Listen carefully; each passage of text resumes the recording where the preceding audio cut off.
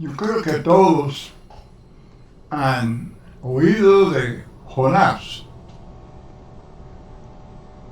Jonás que fue tragado por el gran pez. Hay lecciones muy importantes, muy valiosas en este libro de Jonás. Comienza el primer capítulo diciendo: vino palabra de Jehová a Jonás, hijo de Amittai. Era profeta de Israel, el reino del norte, y era durante el reinado de Jeroboam II. Leemos esto en el segundo libro de Reyes, capítulo 14.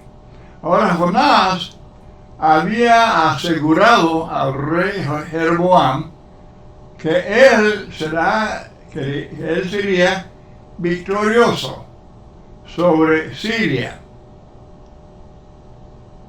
Versículo 2 dice Dios: levántate y ve a Nínive, aquella gran ciudad. Capítulo 3, versículo 3, ciudad grande en extremo. ¿Por qué era tan importante? Bueno, era capital del imperio de Asirio, un poder mundial que llevó al pueblo de Israel al cautiverio. Ahora, este libro enfatiza el que Dios observa y castiga la maldad del hombre si no se arrepiente. Jonás, capítulo 1, verso 2, levántate y ve a Nínive, aquella gran ciudad, y pregona o proclama contra ella, porque ha subido su maldad delante de mí. Tanta gente piensa que Dios es puro amor, y desde luego Él es amor, Él es perfecto amor, y podemos predicar su gracia, su misericordia, pero tanta gente cree que Él es simplemente como un abuelito pacífico cuya gracia tolera toda clase de pecado, iniquidad y desobediencia. Pero deben leer Génesis 6, versículo 5. Vio Jehová que la maldad de los hombres era mucha en la tierra, y que todo designio de los pensamientos del corazón de ellos era de continuo solamente el mal. ¿Y qué pasó? Bueno, pues todos saben del diluvio universal, ¿verdad? El tiempo de Noé. También en Génesis 18:20, entonces Jehová le dijo: por cuanto el clamor contra Sodoma y Gomorra se aumenta más y más, y el pecado de ellos se ha agravado en extremo, pues tal maldad invita severo castigo y destrucción. Y el pecado de Sodoma y Gomorra era la homosexualidad, que ahora se tolera en este mismo país, el país mío. Todos debemos estar bien preocupados por este problema, porque Dios destruyó Sodoma y Gomorra con fuego y azufre. Literalmente, Él quemó esas ciudades. ¿Por cuánto tiempo, pues, va a soportar Dios la maldad en Estados Unidos y otros países que defienden y promueven la homosexualidad, el aborto y otras prácticas abominables ante los ojos de Dios? Ahora, número 2, es imposible huir de la presencia de Dios. Jonás 1:3, Jonás se levantó para huir de la presencia de Jehová a Tarsis. ¿Puede alguien huir de la presencia del Señor? Bueno, lea por favor, apunte y lea Salmo 139 del 7 al 10, que dice enfáticamente que es imposible. Lo que pasa es que a Jonás simplemente huyó de la obediencia. Él huyó de la responsabilidad. Su obligación requerida por Dios.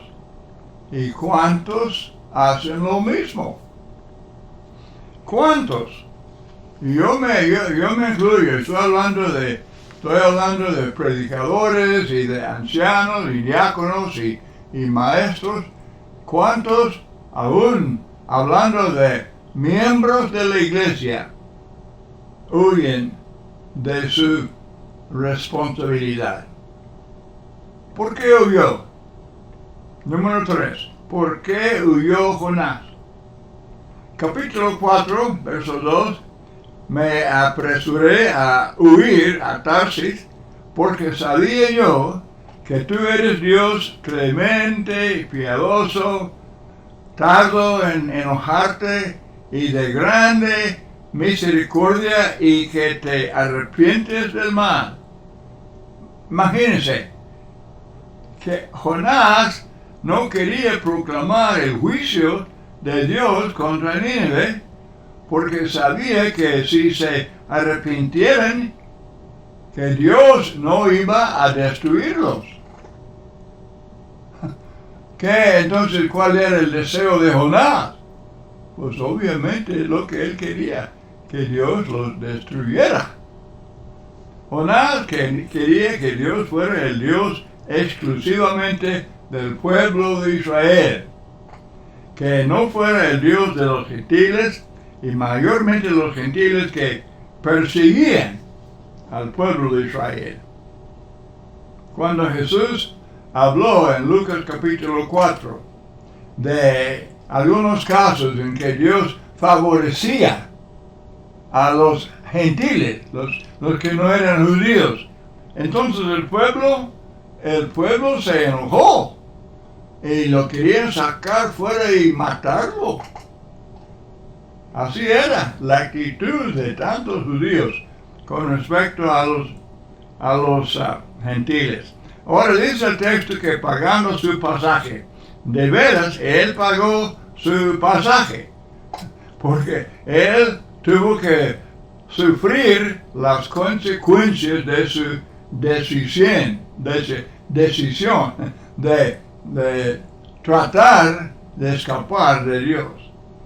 El hijo pródigo, podemos decir, pagó su pasaje y se encontró con animales, con cerdos.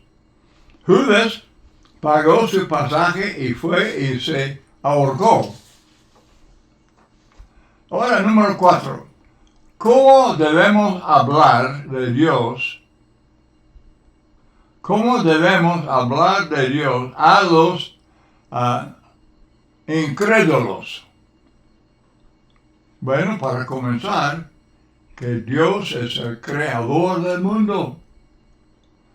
Que Dios es el creador del mundo. Jonás 1:9, Dios de los cielos, que hizo el mar y la tierra, Dios el creador. De esta manera habló Daniel al rey Nabucodonosor. De esta manera habló Pablo a los paganos de Listra. Hechos 14:15, Dios vivo, que hizo el cielo y la tierra, el mar y todo lo que en ellos hay. Y también a los filósofos de Atenas. Así hablaron, enfatizando que Dios es el creador. Aquí estamos, existimos. Y nuestra existencia la debemos a Dios. Dios es el creador. En Hechos 17:24, el Dios que hizo el mundo y todas las cosas que en él hay, siendo Señor del cielo y de la tierra, no habita en templos hechos por manos humanas, ni es honrado por manos de hombres como si necesitase de algo, pues Él es quien da a todos vida y aliento y todas las cosas. Lo mismo Romanos 1, capítulo 20, las cosas invisibles de Dios, su eterno poder y deidad, se hacen claramente visibles desde la creación del mundo, siendo entendidas por medio de las cosas hechas, de modo que no tienen excusa. Amados hermanos y amigos, deben recordar Romanos 1:20. Los hombres buscan toda forma de salida, sacan rodeos y tienen explicaciones necias de toda clase. Pero todas las cosas hechas dan evidencia de la existencia de Dios y de su poder, de su deidad, de sus atributos divinos. Entonces todo ser humano debe creer en el Dios que ha creado el universo. Ahora, la Biblia afirma que es Dios vivo, que es ser supremo, omnipotente, omnisciente, que Él podría crear lo que nosotros observamos en el mundo, animales, aves, vida marina y mayormente en la vida humana, el cuerpo humano, la mente humana, simplemente observando la función de los 5 sentidos o la habilidad de la mano para hacer 1000 cosas, uno se convence no solamente de la existencia de Dios, sino de su poder infinito, ¿verdad? Y de su sabiduría infinita. Predicamos muchas lecciones sobre las evidencias y son buenas, muy importantes. Pero el sermón más bíblico y por eso más fuerte es que Dios es el creador. Génesis 1 y 2 describe la creación de todo y dice que creó Dios al hombre a su imagen. Génesis 1:26. Y es el creador de todo ser humano. Dice el necio en su corazón, no hay Dios. Imagínense, no hay Dios. Ahora, número 5. Nuestro Dios da a todos vida y aliento. Hechos 17:25. Jonás estaba sepultado en lo profundo del mar. Jonás 1:17, Jehová tenía preparado un gran pez que tragase a Jonás, y estuvo Jonás en el vientre del pez 3 días y 3 noches. ¿Cómo podía Jonás sobrevivir sin aliento en el profundo del mar y en el vientre del gran pez? Bueno, ¿cómo puede el bebé sobrevivir en el vientre de su madre por meses sin respirar? Con Dios nada es imposible. Nunca olvidemos que los vivos respiramos porque Dios da a todos vida y aliento. Cada día, el aliento, el aire que respiramos, es de Dios. Y cada palpitación del corazón es dádiva buena de Dios. El gran pez era el Salvador de Jonás, dice en Jonás 2:6, tú sacaste mi vida de la sepultura, oh Jehová Dios mío. Ok, lección número 6. La historia del gran pez para mucha gente es una broma. Los que hablan del gran pez como broma deben escuchar lo que Jesús dice acerca del gran pez. En Mateo 12:39, él respondió y les dijo, la generación mala y adúltera demanda señal, pero señal no le será dada sino la señal del profeta Jonás, porque como estuvo Jonás en el vientre del gran pez 3 días y 3 noches, así estará el Hijo del Hombre en el corazón de la tierra 3 días y 3 noches. Entonces, si el gran pez es broma, pues también es la resurrección de Cristo.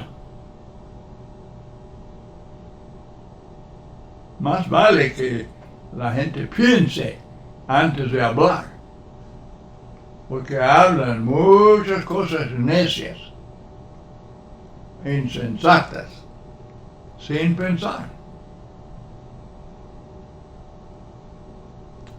¿A qué otro evento histórico se refirió Jesús para ilustrar algo en su propia vida? Bueno, Juan 3:14, como Moisés levantó la serpiente en el desierto, así es necesario que el Hijo del Hombre sea levantado. No son parábolas, no son fábulas, ni parábolas. Es historia. Son eventos históricos. El diluvio, Sodoma y Gomorra, Jonás, el gran pez, la serpiente en el desierto. Ahora número 7, otra lección muy importante. Nuestro Dios es el Dios de la segunda oportunidad. Gracias a Dios por esta bendición, ¿verdad? Jonás 3:1 vino palabra de Jehová por segunda vez a Jonás.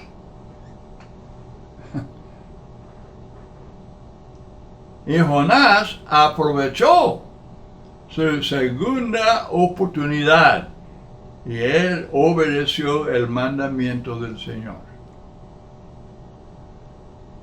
¿Qué otro personaje bíblico recibió una segunda oportunidad? Bueno, yo creo que todos saben. Lucas 22:31 dijo también el Señor a Pedro, se llama Simón, Simón, Simón, he aquí Satanás os ha pedido para zarandearos como a trigo, pero yo he rogado por ti, que tu fe no falte, y tú, una vez vuelto,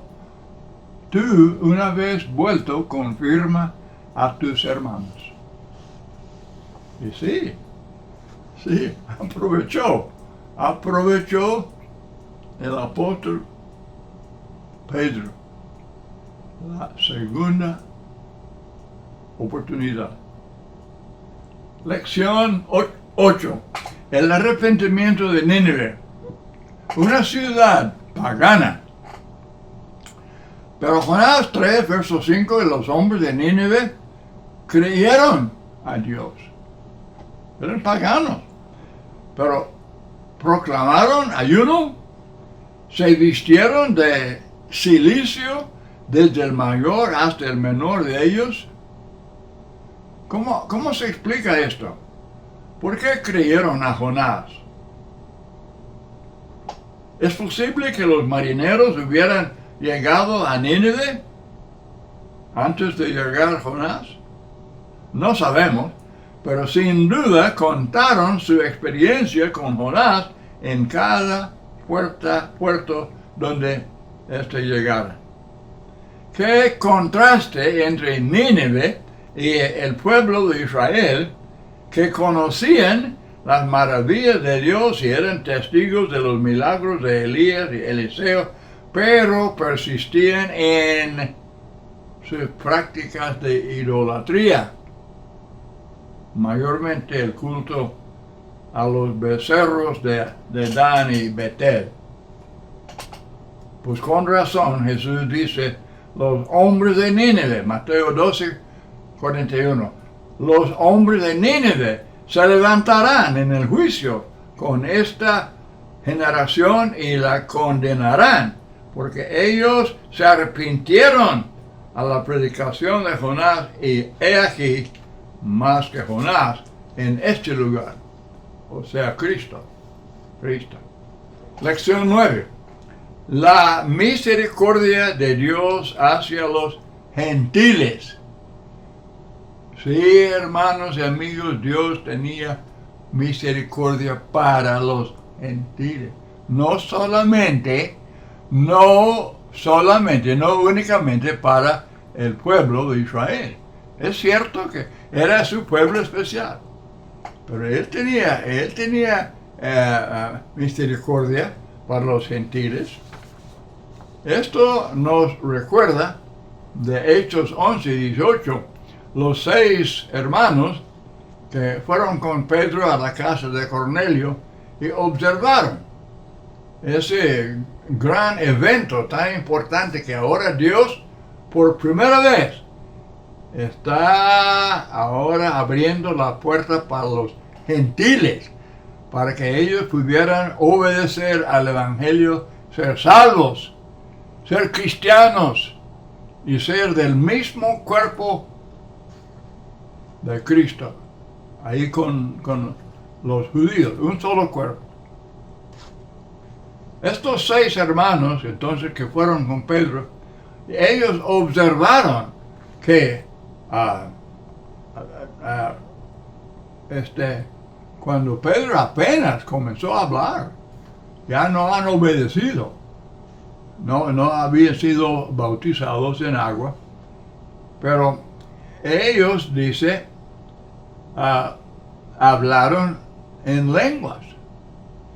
Y los 6 hermanos dijeron, oídas estas cosas, callaron y glorificaron a Dios, diciendo, de manera que también a los gentiles ha dado Dios arrepentimiento para vida. Le convenía a Jonás, le convenía regocijarse. El arrepentimiento de una sola persona produce gozo en el cielo. Lucas 15:7. Y cuánto más debe el arrepentimiento de una ciudad grande causar regocijo. ¿Verdad?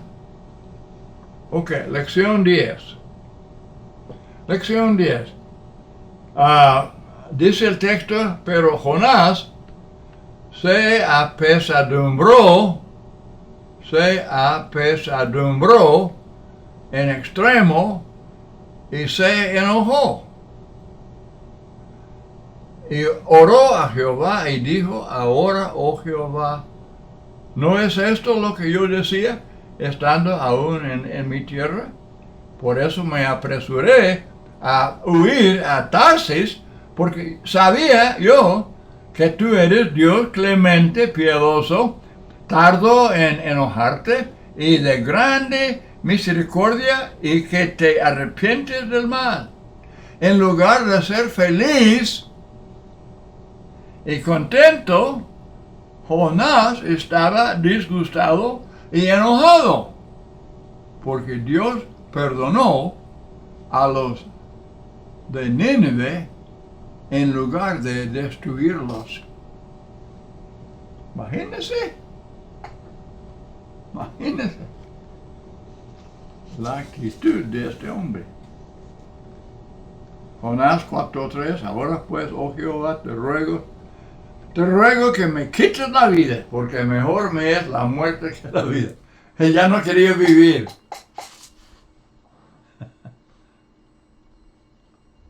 ¿Por qué? Bueno, porque según él, su misión a Nínive había fallado. Él no quería que se arrepintieran. Él quería que se fueran destruidos.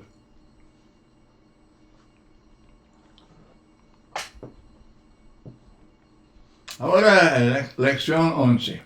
La bondad de Dios hacia el profeta. Leyendo esto, uno pensaría, pues Dios, le va a consentir, Él lo va a destruir, porque con esa actitud es actitud diabólica. Pero Dios es Dios de mucha compasión y mucha misericordia. Como Él tenía misericordia para Nínive, ahora la tiene para Jonás. Jonás 4, 6 al 11. Dios preparó una calabacera para que hiciese sombra sobre su cabeza y Jonás se alegró grandemente. Dios preparó una calabacera para enseñar una lección valiosa a Jonás. Pero entonces Dios preparó un gusano, el cual hirió la calabacera y se secó, y Jonás se desmayaba y deseaba morir. ¿La lección cuál es? Pero Dios le dijo, ¿tuviste lástima de la calabacera y no tendré yo piedad de Nínive? Aquella gran ciudad donde hay más de 120,000 personas que no saben discernir entre su mano derecha y su mano izquierda y muchos animales.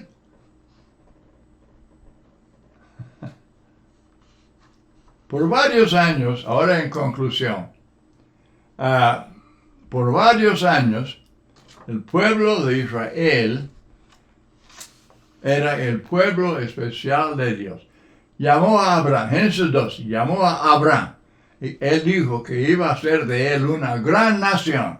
Ok, a través de los libros del Antiguo Testamento vamos viendo el desarrollo de la nación llamada Israel, pueblo de Israel. Ok, entonces tenían su tierra, tenían reyes, tenían profetas y todo, ¿verdad? Pero Dios nunca dejó de ser Dios de todas las naciones. Es el Dios de todos. Y el libro de Jonás enfatiza que las bendiciones de Dios son para cualquier nación que se arrepienta y haga su voluntad, y cuando esto suceda, en lugar de ser disgustados, el pueblo de Dios debería regocijarse. Esa es la lección del libro de Jonás. Daniel 4:17, el Altísimo gobierna el reino de los hombres. Los profetas del el Antiguo Testamento hablaron frecuentemente del plan de Dios de ofrecer la salvación a todas las naciones. Isaías, bueno, lo había prometido a Abraham cuando le llamó para comenzar el desarrollo de Israel. Él le dijo que en él, en Abraham, serían bendecidas todas las naciones.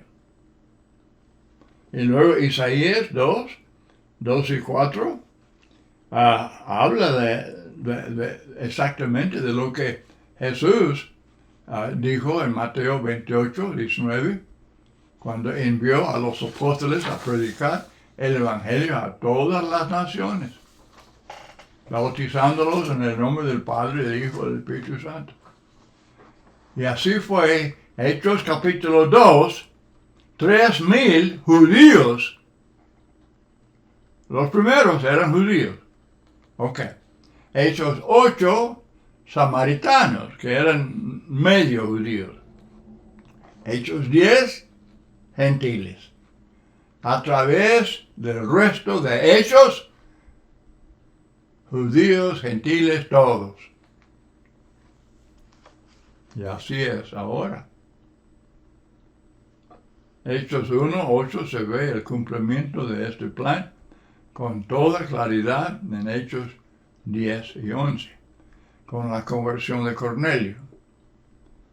Y luego, desde el capítulo 13, mayormente el 13, y hasta el resto del libro de Hechos, se ve la conversión de los gentiles. El libro de Jonás prepara el camino para este plan de Dios. La destrucción de Nínive, profetizada por Nahum, ocurrió como siglo y medio después de su arrepentimiento en esta ocasión. Sin duda, este arrepentimiento ayudó, el arrepentimiento en el tiempo de Jonás, ayudó a posponer su destrucción en el tiempo de Nahum. Lea el libro de Jonás, lea todo, no hemos leído nada más ciertos textos, pero valiosas lecciones en este libro de Jonás. Y sobre todo, como que era para preparar para el plan de Dios, para la conversión de los gentiles. Muchas gracias por su atención y por acompañarme en este estudio. Que el Señor le bendiga.